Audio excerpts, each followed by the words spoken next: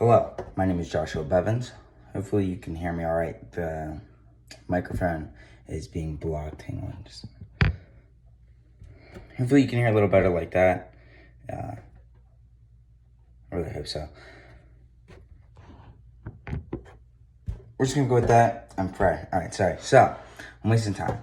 So the first video got uploaded to YouTube, and this is for my medical assistant class. I'm taking it because, for those of you who don't know, I plan to go into the medical field and become a RN nurse after.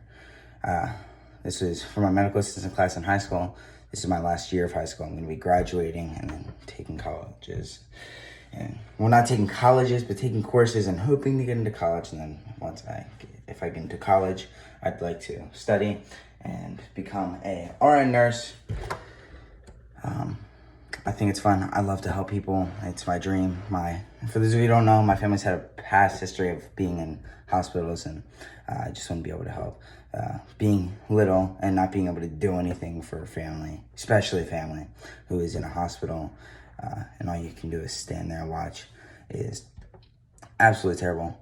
And another thing about being in the nursing field, and I'm doing this video on YouTube especially because last time it was too long to get uploaded to my course where I can put attachments, but I figured I'd do it again no matter how big or small this video is, because for anyone who enjoys these or is thinking about getting into a medical field career, it doesn't really matter what it is, because these are just like basic everyday needs that you could use in any moment of time or need. For example, this one is going to be on first aid.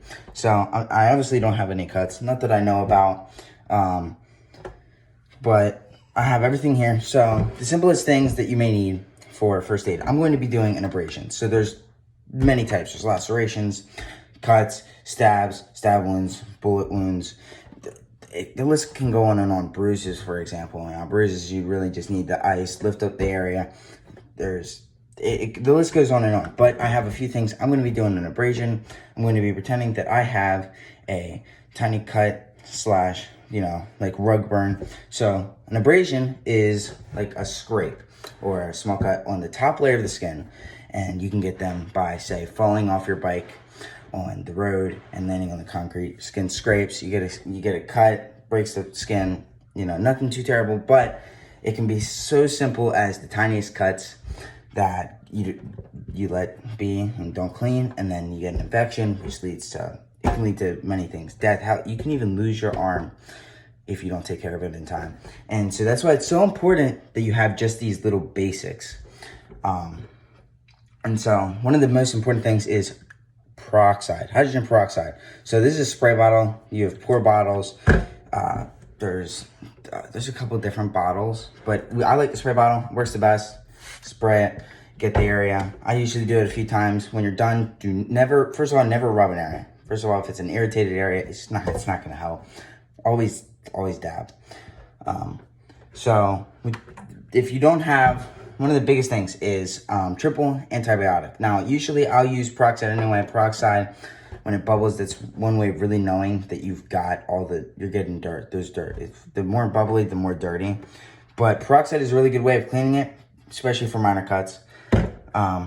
But the steps are, and it depends because they can be of all different sizes. Sorry if I'm just ranting. But for those of you who don't know, I have ADHD. Very hyper, even with my medicine. But depending on the cut, scrape, whatever, if you need a Band-Aid, we're going to be pretending I need a Band-Aid. We have ones so large as this, they get larger.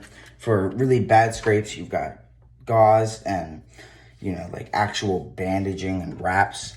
Always use non-stick. You want non-stick adhesive because if it sticks and you're lifting that up, even especially for something like stitches, that's gonna be terrible. Imagine trying to pull something up that's really sticky on something like that. That would be terrible.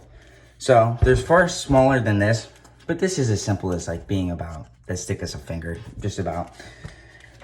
And then the largest ones you've got are like these. So say I've got like a cut there, one on my hand, something like that.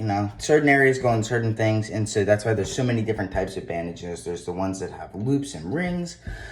There's, the list goes on and on, because say I try and do this and I've got a cut here, you're bending, it's not gonna stick. It may for a few minutes, For example, I work as a cashier, for those of you who don't know that. Being a cashier, though, you'd think it's the safest job in the world.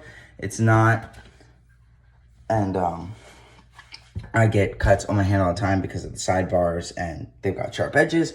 So I'm trying to be quick and get cashiers, because it's not just about me. I more cherish the customers, because sure, I'm working there to get paid, but also I want to, if I can help a customer get out of there faster, make their day a little better by saying something or asking them how they are, I'm gonna do that.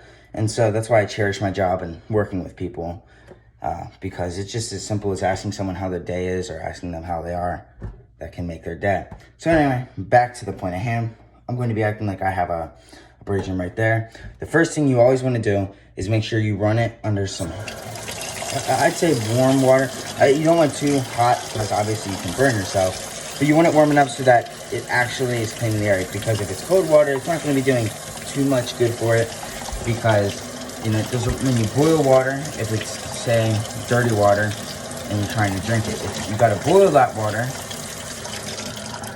in order to make sure it's clean and drinkable. Otherwise, there could be bacteria, which can lead to infections and just loads of problems. So, you make sure it's good. Sometimes you got to run it for a few minutes, because certain people's water pumps don't work as well. So, you want some soap, water. Also, I have right here alcohol prep pads. In the last video, you may end up seeing me use them to clean the thermometer. Always make sure your tools are sterile, especially if you're using tools. They use alcohol prep pads for things such as when you're getting a shot. They want to make sure the area is a clean surface, so that when they puncture, it doesn't put any dirt in there. It's not going to get dirty. And plus, it helps also to more so.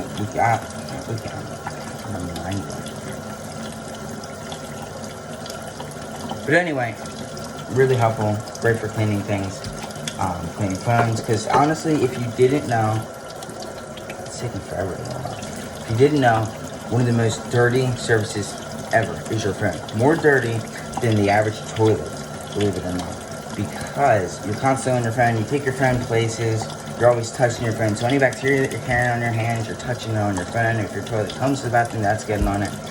And the list goes on and on. So we're gonna pretend that I have an abrasion right here. We're gonna run it. It might sting, obviously. You know, nobody likes getting hurt at all. But as you can see, run it under some hot water. Now, I have clean sponge. So I'm gonna get that in there. I'm gonna run it in the hot water for a few. And then I'm just gonna lightly cleanse the area. That might sting. Just kind of tap around the area, let it run. Just lightly rub the area. You don't want to put too much pressure on, that can irritate the area, and that's not going to do much good. But if you have to, you got to get that down in there. Now, the next thing is, make sure your arm is dry. First of all, you never put a Band-Aid on if your arm is wet. Won't stick. And then you're just going to waste the Band-Aid. So, make sure whatever you're using to dry it is clean. You'll always want something clean.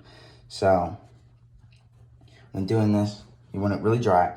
As far as peroxide goes, I mean, I guess it doesn't really matter when you use it. I'd use it after this step, because if you're using, usually I won't use soap and water. I'll just go straight for the peroxide, because that does a lot on its own.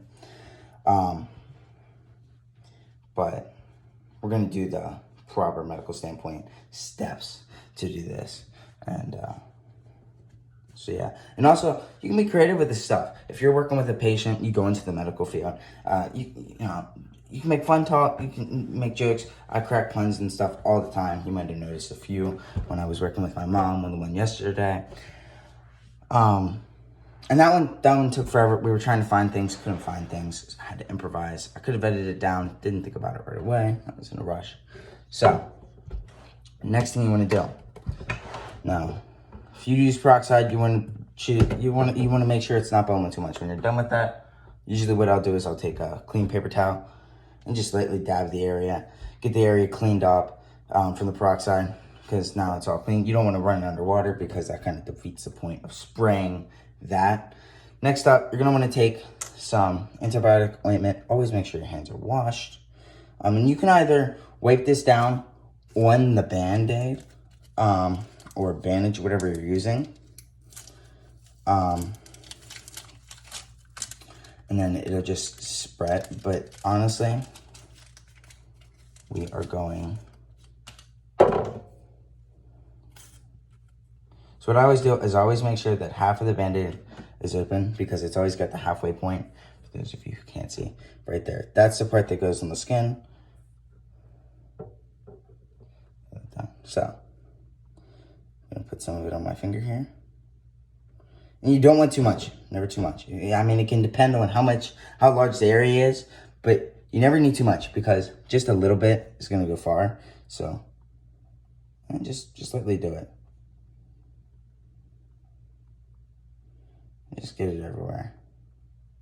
And just, depending on how big the area. Now, if it's a small one, you just lightly, right there. Usually for smaller ones, just put a tiny bit on the Band-Aid, on the part that's going to be touching it. And when you push it down, it should cover the entire area, because if that Band-Aid is the size to cover that entire area, then the Band-Aid will get it all. So say that's the area. Now, you've seen a small Band-Aid. I actually have a cut on my finger. So I will be using that after. Actually, let me get that really quickly. So when applying a Band-Aid, you've already seen me wash my hands and everything.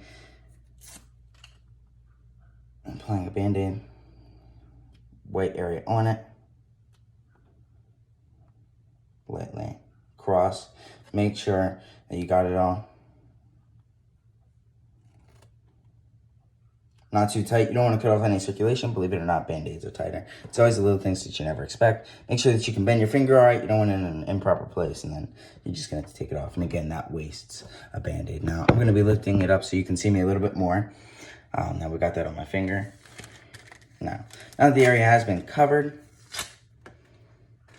so it was a pretty bad scrape. Scrapes can be cuts at the same time, because it's the top layer of skin being broken.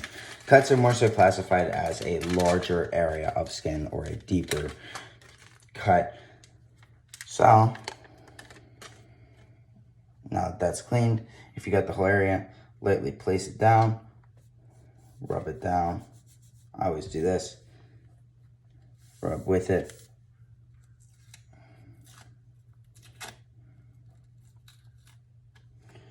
Do not do this, obviously. Honestly, everyone does Band-Aids differently.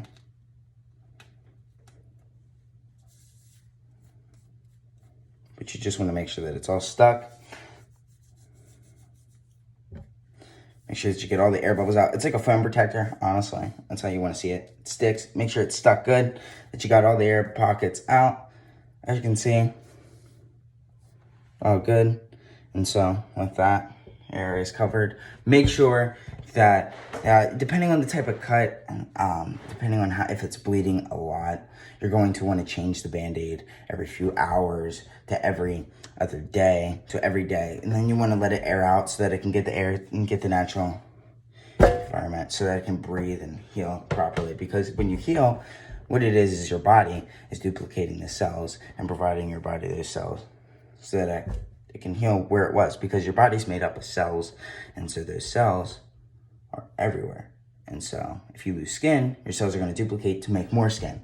And so what that is, it takes the right nutrition, nutrients, and that's when you eat. Because if your body's healing from something big, you're going to become a lot more tired, and it's going to hurt that area, because obviously it's going to be taking a lot more to heal it. And so with that concludes this video. Maybe I'll do some more, even though I don't need to make any more for the medical class. But maybe I'll do more of these just to give people a rough idea. Give people a little idea. Maybe more people want to go into the medical field. There's always more nurses and doctors, surgeons needed. And it's a wide variety of jobs in the industry. And you know, the best thing about it for me is being a nurse, you're constantly going to be seeing different kinds of, you know, patients, different people with different ethics and morals and values. So the way I see it, it's never really going to get old. And that's what has me the most interested. So if you guys enjoyed, make sure to like the video, comment down below any questions or topics you want me to cover, and maybe I'll do that in the next video. For now, I'll see you guys in the next one.